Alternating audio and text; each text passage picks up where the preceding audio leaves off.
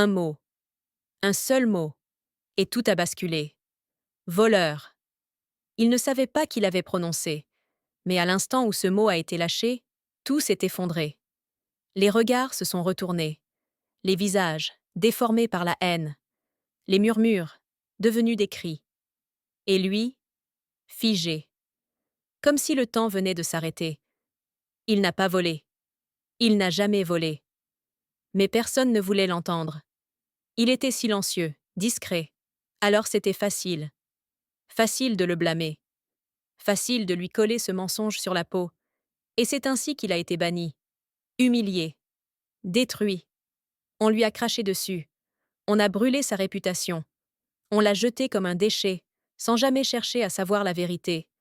Mais ce qu'ils ignoraient, c'est qu'en le brisant, ils avaient réveillé quelque chose. Quelque chose de plus fort que la haine, de plus puissant que la peur. Un feu. Pas un feu de vengeance. Un feu de détermination. Pendant que les autres riaient, lui bâtissait. Pendant qu'on l'oubliait, lui se souvenait. Et chaque nuit sans toit, chaque jour sans pain, devenait une brique de plus dans son empire invisible. Aujourd'hui, il ne cherche pas à se venger. Il n'a rien à prouver. Parce que l'homme que tout le monde appelait voleur est devenu l'homme que tout le pays appelle patron. Et ceux qui l'ont accusé, ils demandent du travail, dans ses entreprises. Il est né dans une petite maison de tôle, au bord d'un village que personne ne regarde sur les cartes. Un lieu oublié, noyé dans la poussière, où les enfants courent pieds nus et apprennent très tôt que le monde ne donne rien. Son prénom, c'était Eliman, un prénom que sa mère murmurait avec tendresse dans la nuit, pendant que le vent sifflait à travers les trous du toit. Son père, lui, n'a jamais été là, parti trop tôt, disparu dans un silence que même les plus vieux du village ne pouvaient plus expliquer. Certains disaient qu'il était mort à la ville, d'autres qu'il s'était perdu dans l'alcool ou dans d'autres bras. Mais Eliman ne posait pas de questions. Il avait compris. Dans la vie, certains n'ont même pas droit à une explication. Il grandit dans le manque. Pas juste le manque d'argent, le manque de sécurité, le manque de reconnaissance, le manque d'un avenir. À l'école, il était ce garçon timide, toujours au fond de la classe, celui qui n'avait pas les bons habits, celui qu'on ne choisissait jamais pour les jeux. Mais il écoutait, toujours, et il retenait tout. Son institutrice, Madame Diarra, l'avait remarqué. « Tu as quelque chose en toi, Eliman ?» lui disait-elle. « Quelque chose de fort ? Mais il faudra te battre, mon garçon, parce qu'ici, personne ne t'offrira ta chance. » Il avait 9 ans quand il commença à travailler. Chaque matin, avant les cours, il aidait un vieux marchand à pousser sa charrette de pain jusqu'au marché. En échange, il recevait un morceau de galette, souvent dur, parfois moisi, mais toujours suffisant pour calmer la faim. Il avait compris une chose très tôt. Personne ne viendrait le sauver. Pendant que d'autres enfants jouaient, lui nettoyait des étals. Pendant que les ados rêvaient de motos et d'amour, lui comptait les pièces rouillées qu'il gagnait chaque semaine. Il n'enviait personne. Il observait. Parce que dans son silence, Eliman bâtissait déjà quelque chose. Une vision. Un plan. Un rêve trop grand pour être dit à voix haute. Mais les rêves des pauvres font peur aux autres. Surtout quand on les voit briller dans les yeux d'un garçon sans chaussures. Il avait 16 ans quand tout a changé. Un matin, une vieille femme, cliente fidèle du marché, se mit à crier. « Mon bracelet en or, il a disparu !» En quelques secondes, les regards se sont tournés vers Eliman.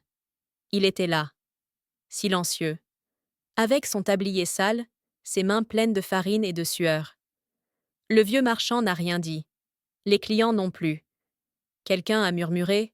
« C'est sûrement lui, il est toujours là, à traîner. » Un autre a ajouté. « Pauvre comme il est, ça ne m'étonne pas. » Et la rumeur est devenue une vérité. Eliman n'a rien eu le temps d'expliquer. La police est venue. On l'a emmené sans ménagement. Pas de preuves. Pas de questions. Juste une sentence muette. Coupable, parce qu'il est pauvre. Il passa 2 nuits en cellule. 2 nuits à écouter des ivrognes râler, à entendre les insultes des policiers qui le traitaient de rat du marché, de gamin perdu, de bon à rien. Il ne pleura pas. Mais à l'intérieur, quelque chose s'est fissuré. Quand il sortit, Le monde avait changé. Les gens l'évitaient. On ne le saluait plus. Les marchands refusaient de lui parler. Même Madame Diarra détourna le regard. Sa mère pleurait le soir. Pas pour elle, pour lui. Tu n'es pas un voleur, Eliman. Je le sais, Dieu le sait. Mais ici-bas, parfois ça ne suffit pas. Il aurait pu fuir, abandonner, se perdre. Beaucoup l'ont fait avant lui. Mais lui, non. Il choisit de partir, pour mieux revenir. À 17 ans, il quitta le village avec un petit sac en tissu, un carnet vide et 3 pièces en poche. Direction, la capitale. Là-bas, il allait découvrir un autre monde. Un monde où on le regardait encore comme un misérable, mais où personne ne connaissait son nom. Il pouvait tout recommencer, sans étiquette, sans accusation, juste avec sa force et sa foi. Il travailla dans les rues, porta des sacs au marché central, lava les vitres des bus, proposa ses services aux magasins. Il ne disait jamais non. Il ne se plaignait jamais. Chaque soir, il notait dans son carnet ce qu'il avait appris. Comment les clients négociaient, comment les commerçants calculaient leurs marges, comment on gérait un stock, comment on vendait un rêve. Il apprenait le commerce, à sa manière. Et même sans diplôme, il devenait déjà un stratège. Mais la ville est cruelle. Elle ne fait pas de cadeaux. Il a connu les nuits dehors, les jours sans manger. Il a vu ses chaussures se trouer, ses doigts saigner. Il a vu l'arrogance des riches. Il a vu le mépris dans les yeux des gardiens, des chauffeurs, des patrons. Mais rien n'a pu éteindre le feu en lui. Parce qu'il s'était promis une chose, une seule. Je reviendrai. Et quand je reviendrai, le monde saura qui je suis. Dans la ville, il avait recommencé à zéro. Mais le passé ne disparaît jamais vraiment. Il vous suit, il vous observe. Et parfois, il vous frappe quand vous commencez enfin à vous relever. Eliman avait réussi à se faire une place. Un petit kiosque en tôle, à l'angle d'un carrefour bruyant. Il y vendait des recharges téléphoniques, des bonbons, du savon, des biscuits. Rien d'extraordinaire. Mais c'était à lui. Le fruit de 3 ans d'économie, de sueur et de sacrifice. Un abri minuscule, mais un symbole immense. Il n'était plus un errant. Il était un homme qui construit. Chaque matin, il ouvrait avant tout le monde. Chaque soir, il fermait le dernier. Et à force de rigueur, il gagnait un peu, assez pour manger, envoyer un peu d'argent à sa mère, et rêver d'agrandir son affaire. Mais c'est souvent quand l'espoir renaît que les coups pleuvent le plus fort. Un matin, alors qu'il venait d'ouvrir, 2 hommes en chemise sombre sont venus. Pas des clients, pas des voisins. Ils ont parlé doucement, presque avec politesse. Mais leurs mots étaient des lames. Ce terrain n'est pas à toi. Le propriétaire veut récupérer l'espace. Tu dois partir. Aujourd'hui. Eliman les regarda, incrédule. Il avait des reçus, un contrat, une autorisation municipale. Tout était en ordre. Mais il s'en fichait. C'est la décision d'en haut. Si tu ne dégages pas, on brûle tout. Tu crois que ce petit kiosque, c'est un empire? Ce n'est qu'un tas de tôles, mon frère. Il n'avait pas les moyens de se battre. Pas d'avocat. Pas de réseau. Juste sa dignité. Et un cœur qui battait de rage. Il quitta le carrefour ce soir-là, avec ses maigres biens dans un sac en plastique. Tout ce qu'il avait construit, effacé. Encore une fois. Et ce n'était que le début de la descente. Le lendemain, il découvrit que son compte mobile avait été vidé. Arnaque. Usurpation. Il était à sec. 0 francs. Il dormit dehors. La pluie lui tomba dessus comme un châtiment divin. Certains auraient crié, hurlé contre Dieu, contre le sort, contre ce pays qui semble toujours rejeter ses meilleurs fils. Mais Eliman ne dit rien. Il resta debout, même trempé, même brisé. Pendant plusieurs semaines, il vécut comme un fantôme. Il lavait les voitures au feu rouge. Il tendait la main pour nettoyer les pare-brises. Certains le reconnaissaient. Ils baissèrent les yeux. D'autres le méprisaient. Ils insultaient. « C'est toi le voleur de bijoux, non?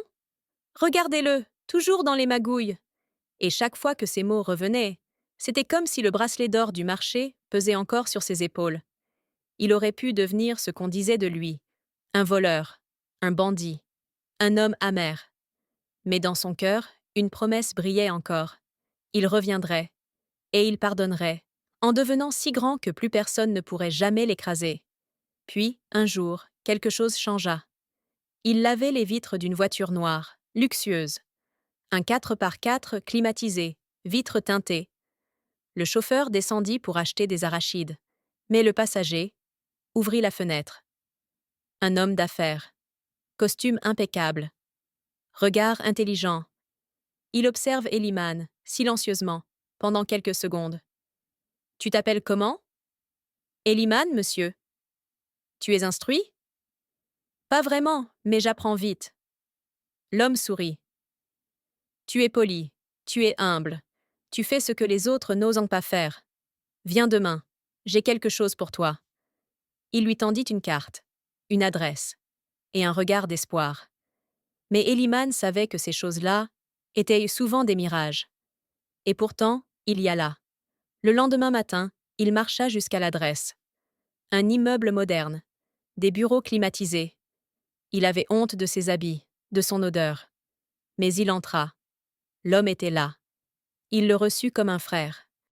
« Je vais te former, dit-il. Pas parce que tu es pauvre, pas par charité, mais parce que je vois en toi ce que j'étais à ton âge. Et moi aussi, on m'a volé mes rêves. Ce jour-là, tout changea. Pas d'un coup, pas comme dans les films. Mais une graine fut plantée. Et pour la première fois depuis longtemps. Eliman sentit que le vent pouvait tourner. Le bureau était petit, mais pour Eliman, c'était un palais. Pas pour l'espace, ni pour le mobilier, mais pour la chance qu'il représentait. On ne lui demandait pas son passé.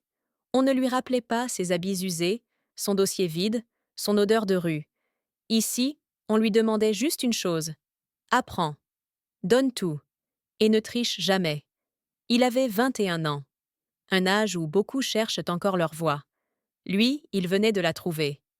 Son nouveau mentor s'appelait Monsieur Sagna, un ancien banquier devenu entrepreneur. Un homme respecté, dur mais juste, qui croyait en une seule richesse, l'esprit de ceux qui refusent d'abandonner. Eliman devint son assistant. Il n'avait pas de rôle officiel. Il faisait tout, classer, nettoyer, répondre au téléphone, prendre des notes, faire les courses. Mais chaque action était une leçon. Chaque mot entendu, un enseignement. Il apprit à lire les tableaux Excel, comme d'autres lisent la Bible. Il apprit à écouter les silences des négociations, à détecter la peur, le mensonge, la vraie volonté. Il rentrait chaque soir avec la tête pleine. Et avant de dormir, il écrivait. Il écrivait tout ce qu'il avait appris. Chaque phrase, chaque conseil, chaque chiffre. Il construisait une bibliothèque de savoir. Au bout de 2 ans, Monsieur Sagna l'envoya suivre une formation courte en gestion à l'étranger. C'était la première fois qu'Eliman prenait l'avion. Il ne comprenait rien aux annonces. Il avait peur de faire une erreur. Mais il gardait la tête haute. Parce que, pour la première fois, il sentait que le monde s'ouvrait.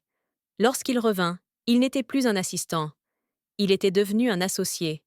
Il avait 25 ans quand il lança son premier projet.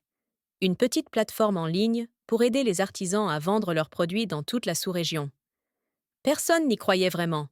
Trop ambitieux, trop digital, trop précoce. Mais lui, il avait vu la misère. Il savait ce que valait une opportunité. Il se leva tôt. Il frappa à toutes les portes. Il appela les artisans. Il prit leurs photos, écrivit leurs descriptions, livra les colis lui-même les premières semaines. Il était le fondateur, le livreur, le standardiste et le comptable. Mais les commandes arrivèrent. Puis les investisseurs. Puis la presse. Et les anciens camarades du village, eux aussi, commencèrent à en parler. Vous vous souvenez d'Eliman? Celui qu'on avait accusé de vol? Il est passé à la télévision. C'est lui le patron de Teria Market. Teria. Ça veut dire amitié en langue bambara. Il avait donné ce nom parce qu'il croyait à cette vérité simple. L'argent sans honneur n'est qu'une prison dorée. Mais le succès partagé, lui, libère les peuples. À 28 ans, Eliman devint l'un des plus jeunes millionnaires de son pays. Pas par hasard, pas par magie, mais par foi, par travail, par endurance. Et quand on lui demandait comment il avait fait, il répondait toujours la même chose. J'ai juste refusé de croire ce qu'on disait de moi. Mais au fond, il savait que son histoire n'était pas terminée, parce qu'il lui manquait encore une chose qu'aucune réussite ne peut remplacer, la justice. Il retourna dans son village, pas avec des gardes, pas avec une voiture blindée, avec une chemise simple, des chaussures poussiéreuses et un regard calme.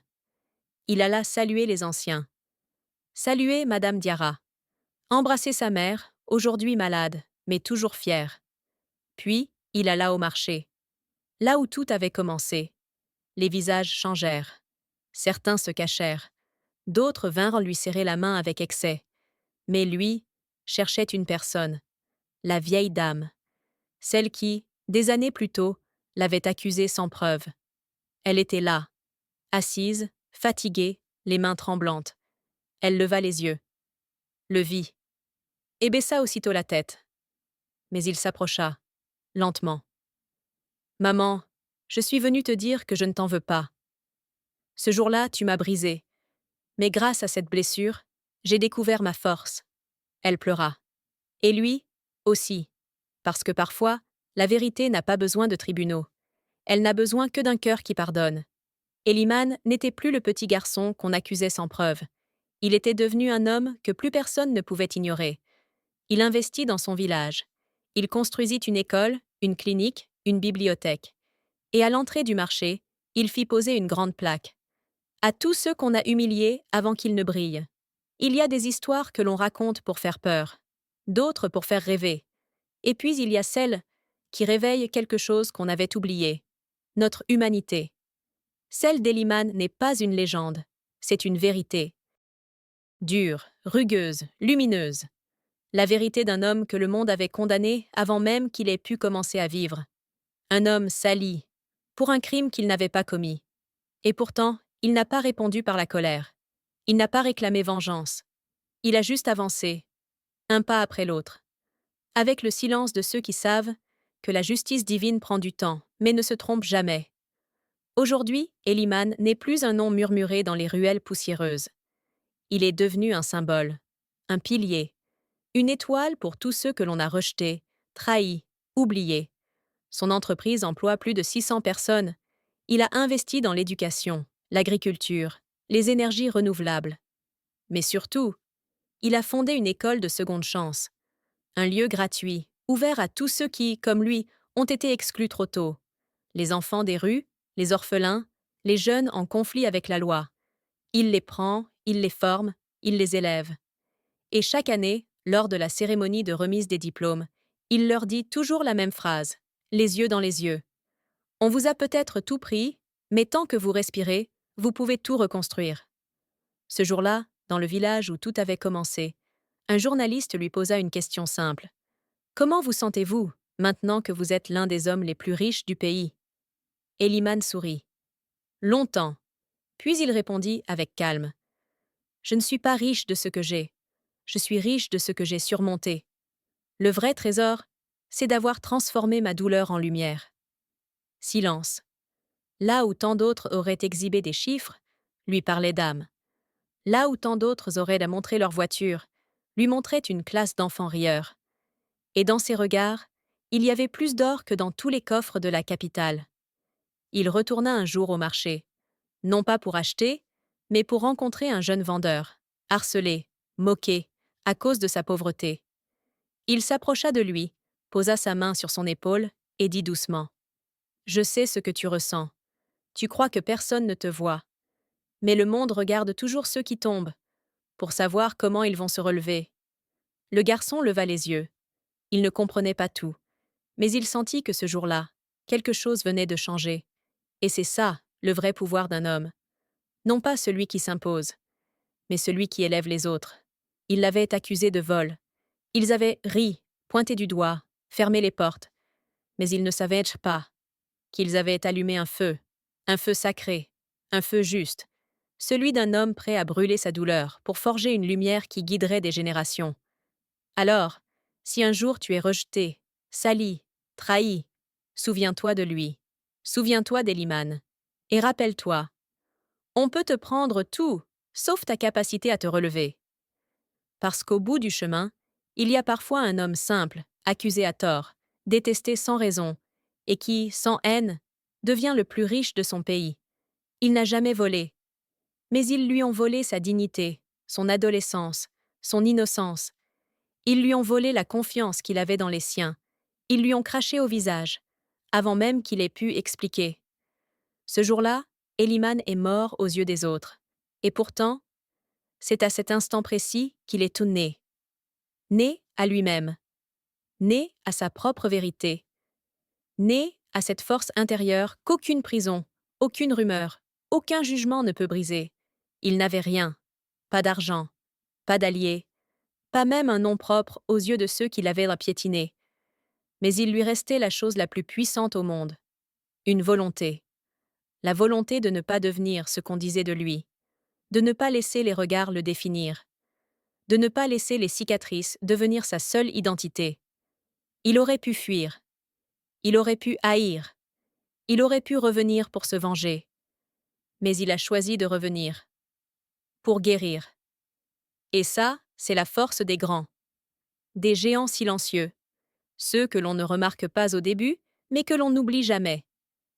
Aujourd'hui, Eliman n'est pas simplement riche. Il est une fondation vivante. Il est une école, une clinique, une bibliothèque. Il est devenu une lueur pour ceux qui marchent encore dans le noir. Il ne parle pas souvent de son passé, mais quand il le fait, ce n'est jamais pour accuser. C'est pour enseigner. Pour rappeler à ceux qui écoutent que la grandeur d'un homme ne se mesure pas à ce qu'il possède, mais à ce qu'il transforme. Il a transformé une trahison en mission. Il a transformé des larmes en levier. Il a transformé un rejet en un retour triomphal. Et ceux qui l'avaient accusé, ils vivent aujourd'hui dans un pays qu'il a aidé à reconstruire. Leurs enfants vont dans ses écoles, leurs familles reçoivent ses aides alimentaires. Et personne n'ose plus prononcer son nom sans respect. Mais lui, Eliman, ne garde aucune rancune. Car la véritable richesse, ce n'est pas de détenir le pouvoir. C'est de savoir qu'on aurait pu écraser, mais qu'on a choisi de relever.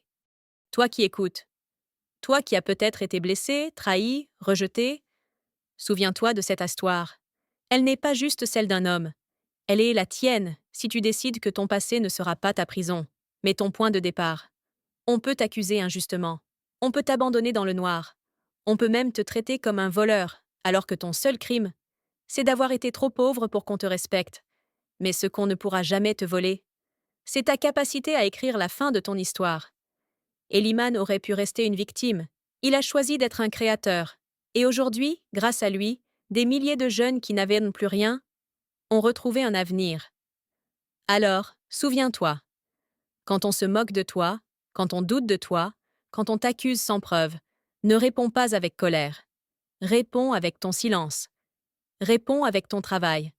Réponds avec tes réussites. Et un jour, crois-moi, ce sont eux qui devront baisser les yeux. Parce que la justice des hommes peut te condamner sans raison. Mais la justice de la vie, elle, ne se trompe jamais. Ils l'ont accusé de voler. Mais ce qu'ils n'ont jamais compris, c'est qu'on ne peut pas voler un destin.